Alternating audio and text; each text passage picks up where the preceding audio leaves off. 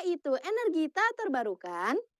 Energi tak terbarukan merupakan energi yang berasal dari sumber daya alam yang jumlahnya terbatas.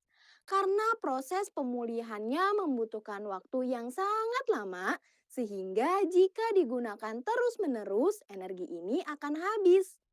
Nah, berdasarkan konsep tersebut, maka energi yang tergolong sebagai energi tak terbarukan ialah energi fosil dan energi nuklir. Teman-teman, kita tahu nih bahwa salah satu ciri-ciri makhluk hidup adalah bernafas. Nah, saat makhluk hidup tersebut tidak lagi bernafas, maka kita sebut makhluk hidup tersebut mati. Lalu, apa yang terjadi dengan jasadnya? Jasad dari makhluk hidup tersebut biasanya akan dikuburkan dan menyatu dengan tanah, yang kemudian akan diuraikan oleh dekomposer. Dari waktu ke waktu, selama berjuta-juta tahun, jasad tersebut akan tertimbun oleh tanah. Karena pengaruh suhu dan tekanan pada tanah, komposisi serta bentuk jasad tersebut akan berubah menjadi lebih sederhana.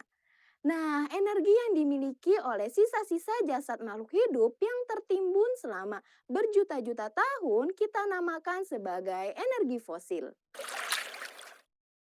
Teman-teman, berdasarkan bentuk dan karakteristiknya, energi fosil dapat dibedakan menjadi tiga, yaitu energi batu bara, energi minyak bumi, dan energi gas alam. Nah, apa sih perbedaan dari ketiganya? Singkatnya, energi batu bara merupakan energi fosil dalam bentuk padatan atau dalam bentuk batuan. Energi minyak bumi dalam bentuk fluida atau cairan, dan energi gas alam sesuai namanya nih, yaitu dalam bentuk gas. Nah, untuk mempelajari ketiganya secara mendetail, pada video kali ini kita akan membahas terlebih dahulu mengenai energi batu bara. Batu bara merupakan material berbentuk padatan yang terbentuk dari sisa-sisa organisme yang membusuk menjadi gambut.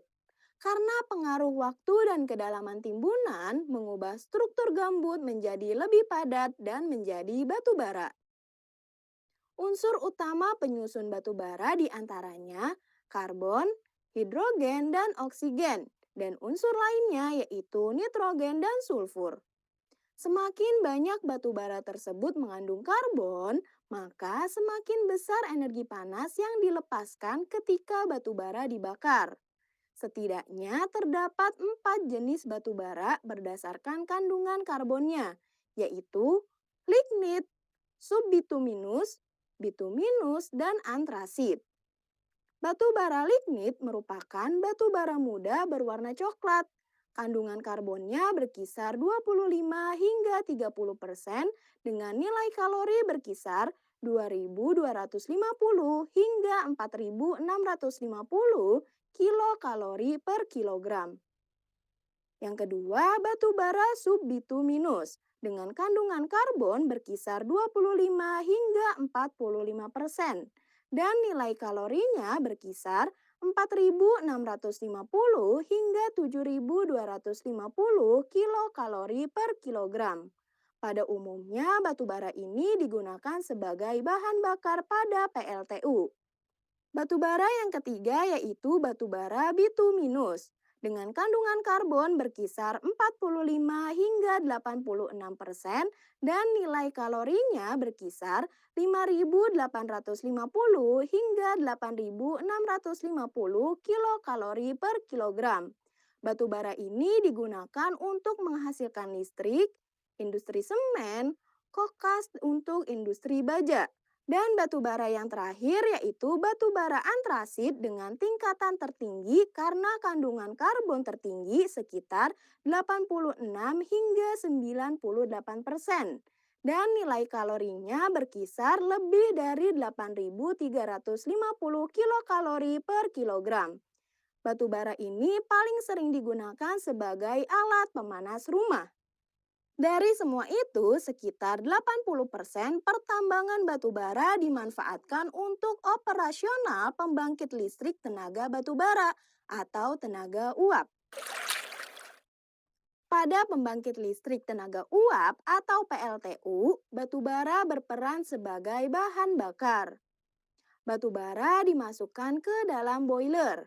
Di dalam boiler, batu bara dijadikan sebagai bahan bakar untuk memanaskan air di dalam pipa. Uap panas hasil pembakaran akan mengalir menuju turbin dan memutar sudu-sudu pada turbin tersebut. Turbin yang terhubung dengan generator akan mengubah energi kinetik turbin menjadi energi listrik pada generator.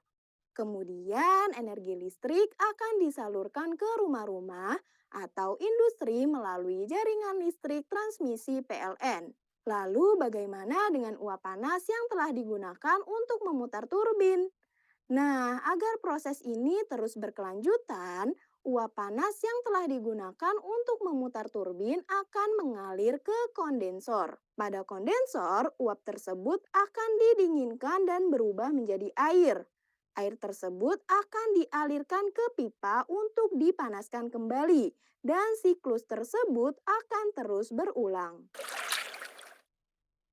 Di Indonesia, pembangkit listrik tenaga uap masih menjadi pembangkit listrik utama untuk menghasilkan energi listrik bagi kehidupan.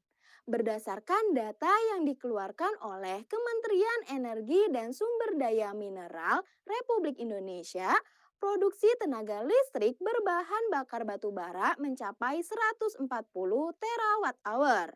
Energi tersebut dihasilkan oleh beberapa PLTU, di antaranya PLTU Paiton, PLTU Suralaya, PLTU Cirebon, dan PLTU Batang. Karena kebutuhan energi listrik yang terus meningkat, akibatnya emisi gas karbon yang dihasilkan PLTU selama proses pembakaran batu bara untuk menghasilkan energi listrik pun akan semakin besar. Dengan adanya dampak emisi karbon pada atmosfer dan semakin sedikitnya ketersediaan batu bara di alam, maka perlu nih energi lain sebagai alternatif atau pengganti energi batu bara ini. Energi alternatif ini akan kita kenal dengan energi terbarukan.